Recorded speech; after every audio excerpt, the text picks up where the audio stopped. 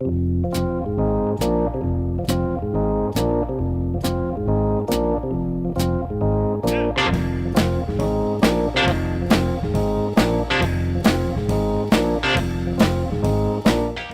to the Two Blokes Chatting radio show on 94.7 The Pulse.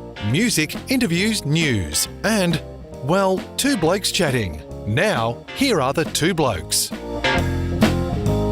Rob, who do we have now on the telephone? The name Fidge is synonymous in Geelong. Yeah, that's a very big word. Synonymous. There were Roy, Mayor, Jim, Mayor, and daughter Freya on the line. Good morning, Freya. Welcome. Good morning to you both. How are you? Good. Great to have you aboard. It's funny times in a city that you've grown up in and loved to bits. It's really strange and eerie. How are you coping with it all? Yeah, it is really interesting, actually. I haven't been through town for probably a good month. So I could imagine it's fairly empty.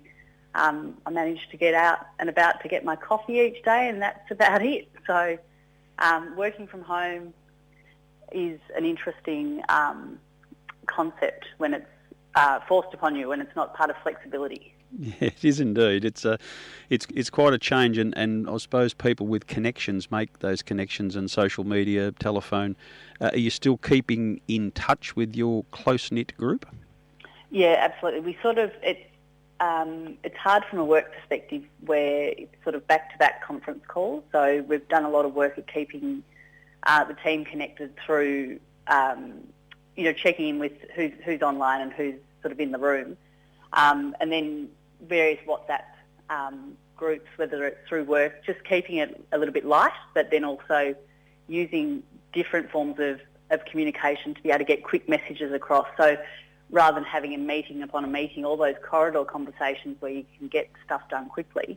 So we've got a couple of different forums, and then there's the, that's the sort of work team, and then you've got the HR team, and then you've got the friendship groups, and they're different in themselves. It could be the school friends or the Geelong friends. So it's just sort of lots of sharing and keeping it a bit light. The work thing is interesting because you spend a little bit of time in places outside of Geelong that are small, tight communities, and they really rely on each other. And some people are struggling with the social distancing for that reason. I think some are a bit flippant, but others just find it difficult with the change because they're so used to the connection, particularly small country town type connection. How are things coming back from your work-related issues down along the Great Ocean Road? Yeah, so I think we're really fortunate because we are an essential service. So I think what we've got to keep remembering is that we've got jobs. So some of and that adds to the anxiety to some degree as well because you have to be out and about. But we are lucky in that sense that we get those connections day to day. Certainly from the workforce that's not required at work, that can be challenging, and that's where a lot of our conference calls are really focused on the check-in, focused on the resilience piece. We're only, I think we've just done week 3, and I suppose the pace at which it has changed, and the work that the lead doing, that to respond to the constant change, the shift segregation, moving people around, so trying to do it without any IR, I suppose, implication. And everyone has been really good at sort of reacting to that. And that's where you just have to keep front of mind, say, we're really lucky we've got jobs. And, we are taking extra precautions to keep everyone safe, obviously. But, it's also that check-in piece that says, okay, so are you okay? To the people doing all the, the juggling and to make it happen. Freya, it's Neil. Hi. I hope you're well. With an organisation too, let's suppose there was a downturn in a particular industry away from the coronavirus thing. It often is isolating from the point of view that the people in that industry are really struggling, but the rest of the world's going on as per normal. I guess at the moment, the fact that everybody's in it together is both, I guess, a source of stress for people because everyone they talk to is talking about the same thing. But at the same time, it's a bit more acceptable, if you like, to be in the situation you're in.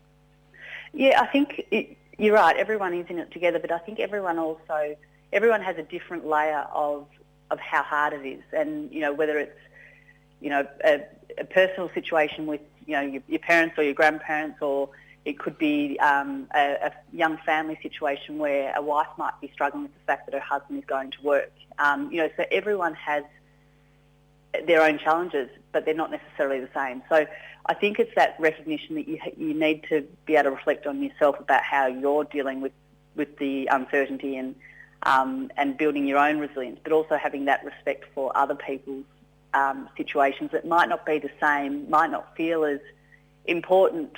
It could be the single parent working from home trying to manage a couple of kids on a conference call, which, to someone without children could be like, well, why are the kids in the workroom? Yeah. But sort of stopping to sort of reflect and say, well, this is their new normal, and this is really hard for them.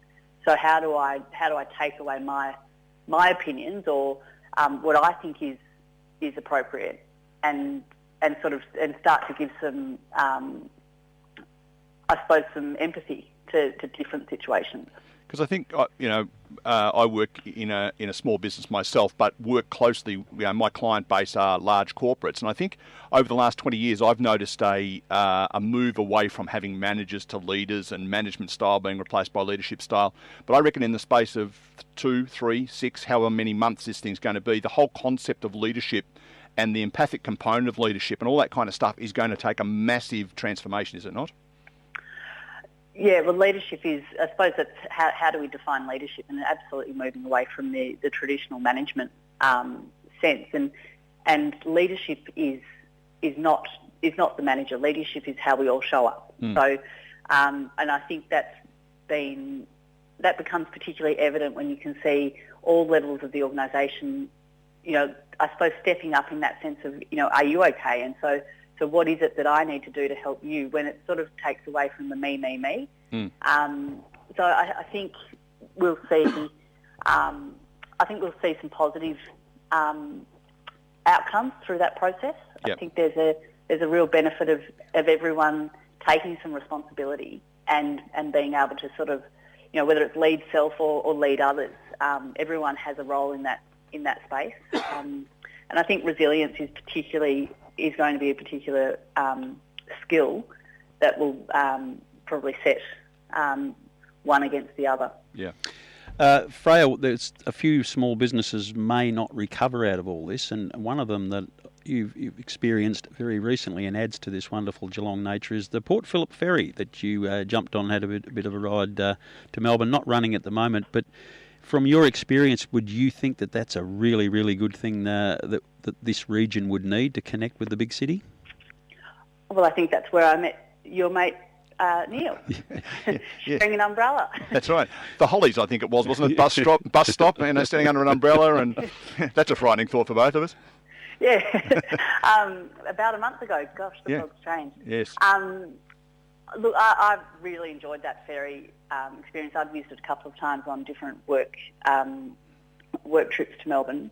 I think it adds a different layer of social interaction as well. I think there's a really, and as I said, I've had 2 days in December and then 2 days in March that I had the opportunity. But you can see just different people sort of networking that probably otherwise wouldn't do that, wouldn't have that social interaction on a train, or particularly not in the car. So I think it's a really pleasant way to travel to Melbourne. It's connectivity that it has means that you can. A lot of people sort of say it's an hour and a half, which I think is perfect. It's your first 15 minutes getting your coffee, your next full hour doing some work, and your last 15 minutes packing up, getting ready to brace the city of Melbourne. So I hope to see it back. I think it will come back. I know it's probably been a relatively slow start in terms of people sort of catching on. That suited me, to be honest, because it meant you always got your coffee first. And and you're pleased to know, yesterday at 5 o'clock, we had a virtual meeting of the backdeckers. As you know, there was a few of us that were sitting at the back having the odd glass of something cool on the way home. We did that yesterday afternoon, the 5 o'clock back deckers Zoom meeting. Ah, very good. So, as you say, the networking thing is working beautifully. It's funny that social media's taken over where we interact without face-to-face stuff, but there is still no better way to engage and transfer information and the modern term of network than face-to-face. And what an environment like that, I couldn't think of anything better. If I had to go to Melbourne, that'd be the way I'd be going. It'd be fantastic. You'd be welcome to the back decker club, mate. Don't worry about that. But it's pretty windy. Yeah. Oh, we had one the other day. It was. You reckon it was windy that day? 3 metre swells out in the middle of Port Phillip Bay. There were a few people ringing up the day's takings along the way. I can tell you that for nothing. But not us. Yeah. We just kept drinking. Yeah, right. Good stuff, Freya. Thank you so much for coming on this morning. It's always interesting to find out what other people or how other people deal with it. And you, of course, in a workplace and got some responsibility for that human interaction. It's a tough gig at this stage. So good luck to you, and good luck with your own health and well-being, and of course older parents too. It's a scary time for people. I've sadly already lost mine, but for people like you and Neil that still have parents, and it's a real concern with what's flying around at the moment. So best wishes to you in that regard as well. Yes, and lovely to talk to you both, and enjoy your weekend. Oh, we will now, Freya. Now that we've chatted to you, it's the highlight of our day. Good, yeah, Good stuff. All the best. All right, thanks, guys. Freya Fidge joining us on Two Blokes Chatting, and what a fine Geelong girl she is.